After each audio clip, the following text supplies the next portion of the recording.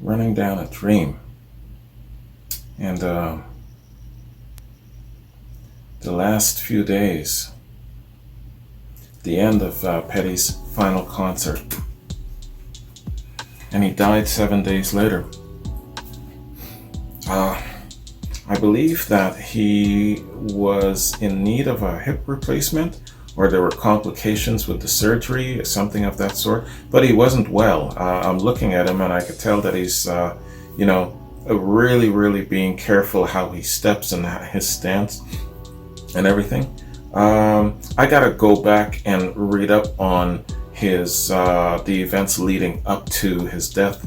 If he was sick for long and whatnot. I won't do that here. I want to keep the quad within the confines of a certain time limit. But yeah, I think on my own time I got to go back and do a little bit of a reread as to the events leading up to him passing, because he was young. He was only 66, and then this day and age, 66 is pretty young. Yes, I know he was a rock and roller and he had a past, and maybe some drug uses caught up to him later on in life or whatnot, but not always the case, right? So it's sometimes just simple dynamics of physicality, and it might just be that alone. So I'm going to go back and kind of reread. If you know your specific details about that, your Tom Petty history, fill me in and let me know. But I will be going back on my own time and doing a read up on the events leading to his death.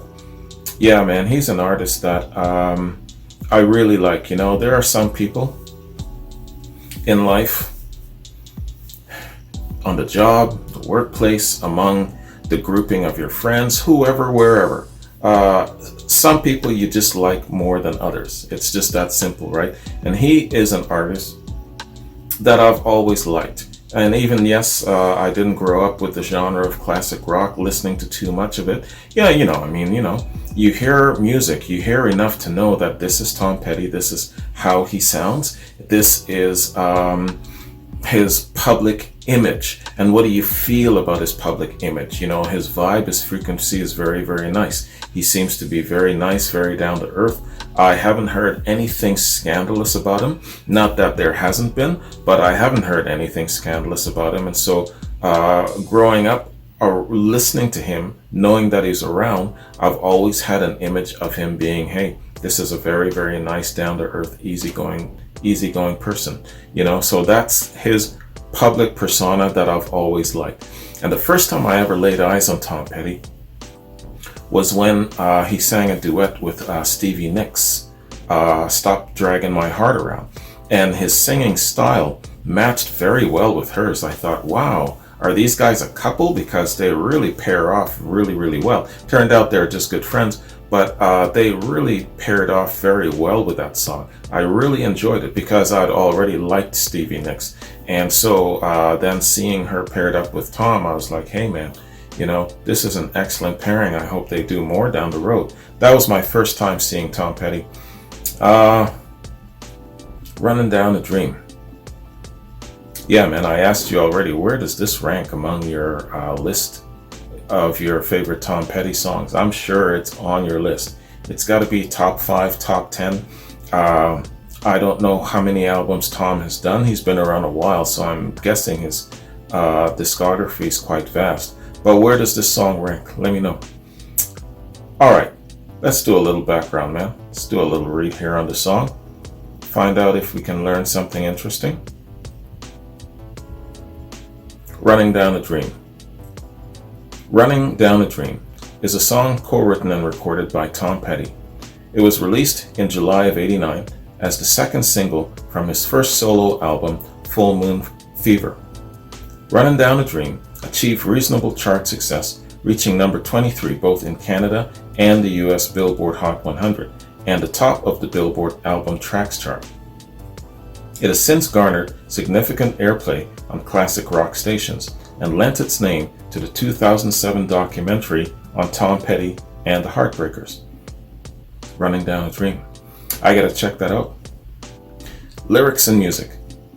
The song was co-written by Mike Campbell, along with Petty and Jeff Lynne. It was a nod to Petty's musical roots, with the lyric, "Me and Del were singing Little Runaway," making reference to Del Shannon and Runaway. The three of them worked on the album at Campbell's house. Petty and Campbell were very impressed with Lin's production techniques and learned a lot from the experience. Campbell gave us an example of Lin's style. Quote, "We'd put the mics up on the drums and he'd walk out and talk and take the microphone over the drum and he'd turn it away from the drum facing the corner. And he'd go, okay, record it like that." Sure enough, 99% of the time, he'd be right. We'd go, "Yes sir, Mr. Lin." We learned so much from him about arrangements and counter melodies and all kinds of stuff. Unquote. Music video. The music video for Running Down a Dream, directed by Jim Lenihan, featured animation based on several episodes of the classic comic strip Little Nemo in Slumberland by Winsor McCay, featuring a drawing style reminiscent of McCay's and showing Petty and a character who resembles Flip traveling through Slumberland. The 1993 film King Kong is also briefly referenced when Petty, atop the Chrysler Building, attempts to swat at attacking oversized mosquitoes, much like Kong swatting at the biplanes in the film. I'm pretty sure that I've seen this video at some point. I gotta go check it out. I'm sure that I've seen this video. Okay, and that is Wikipedia Song Fact Info on Running Down a Dream. And that is my reaction to this excellent quad. Rico, thank you very much. I appreciate it, man. This is a really, really good quad.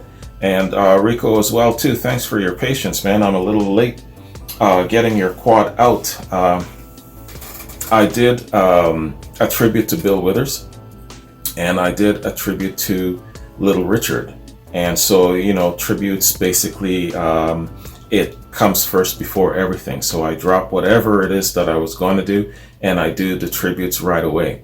And so I also re-uploaded my Kenny Rogers tribute. The Kenny Rogers tribute can still be found on YouTube, but the other platform, being more the appropriate platform for everything other than classic rock, I felt that re-uploading the Kenny Rogers tribute on that channel was a little bit better suited. You know, you guys already know about my experience with some negative people who were attacking me for even dare putting Kenny Rogers up on a classic rock platform. How dare you? You know, this is not classic rock, not by a long shot, and all of this negative stuff. So I said, all right, man, you know, let's have two channels. One specifically for classic rock and one channel for everything else. And so that there is no back and forth, no hassles and stuff like that. People are sending me private messages and taking me to task for it. You know, remember when I did Alice in Chains?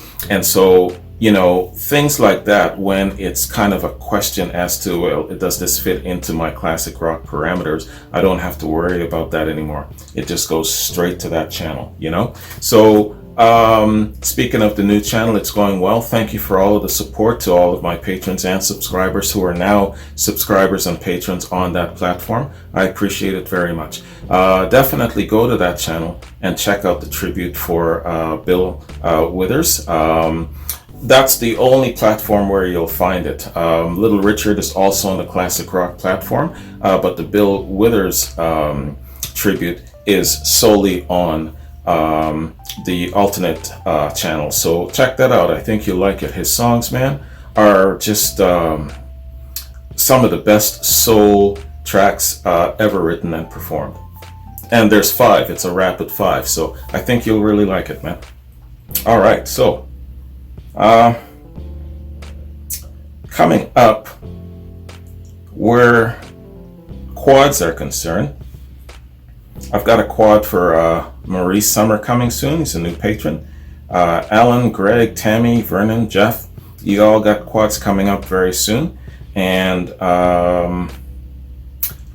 I've got one of the quads, and I believe it's Maurice's quad.